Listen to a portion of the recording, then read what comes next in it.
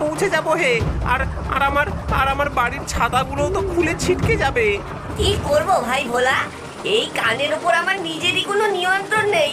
খুশির চোটে বেশি ঘোরে, ভয়ে আরো বেশি ঘোরে, আর খিদে পেলে তো কোনো কথাই নেই। যেমন ধরো না, এই দেখো আমার এখন বড্ড খিদে পেয়েছে। কথা শেষ না হতেই জলের মধ্যে থেকে ঘোঁত ঘোঁত করে একটা বিকট শব্দ ভেসে এলো, যেন 10টা শুয়োর একসাথে গান গাইছে। সবাই ঝুঁকে দেখলো জলের নিচ থেকে একটা বিরাট লোহার কড়াই ভেসে উঠছে। ওগো, এটা কি গো? কড়াইয়ের মধ্যে আবার কে বসে আছে? সেই কড়াইয়ের ভেতর দিব্যি আসন পেরে বসে রয়েছে এক পেতনি, যার চুলগুলো যেন ঝাঁটার কাঠির মতন, গায়ের রং কালি পড়া হাড়ির মতন, আর দুটো চোখ যেন দুটো টকটকে জবা ফুল। ওগো, এ যে সাক্ষাৎ শাকচুন্নি, এবার নিঘাত আমাদের ঘাড় মটকাবে।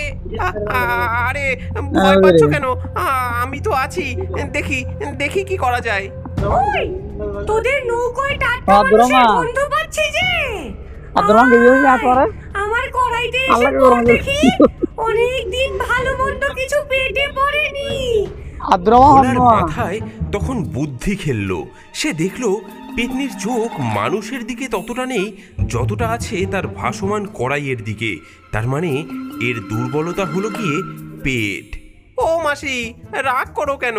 আমরা তো তোমার অতিথি, আর অতিথিকে কেউ এমন করে খেতে বলে, তার উপর আমরা যা শুকনো কাঠি, আমাদের খেলে তো তোমার পেটই ভরবে না, বরং দাঁতে ব্যথা হবে। তবে তবে কি খাওয়াবি আমায়? তোদের কাছে আছেটা কি? শুধু হাড় আর চামড়া ছাড়া? মনীষা, আঁচলে কি আছে বের করো তো। মনীষা ভয়ে ভয়ে তার শাড়ির আঁচলে বাঁধা একটা ছোট্ট পুটুলি বের করলো।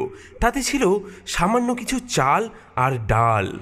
মাসি, আমাদের কাছে জিনিস সামান্যই আছে, কিন্তু আমার কাছে এমন একখানা খিচুড়ির গুপ্ত কৌশল আছে, যা খেলে তুমি 3 দিন, হ্যাঁ 3 দিন শুধু ঢেকুর তুলবে। সে যে কি স্বাদ!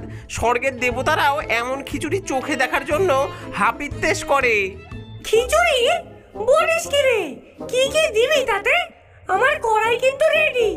শোনো তবে, প্রথমে তোমার ওই বিশাল কড়াইতে সর্ষের তেল গরম করে তাতে ছাড়তে হবে গোটা জিরে আর শুকনো লঙ্কা, তারপর তেজপাতা, উফ সে কি গন্ধ, তারপর আদা বাটা, কাঁচা লঙ্কা, আর আসল জিনিস হলো গিয়ে ভাজা মুগ ডাল, তারপর গোবিন্দভোগ চাল। আহা, সব একসাথে কষিয়ে গরম জল ঢেলে, ও মাসি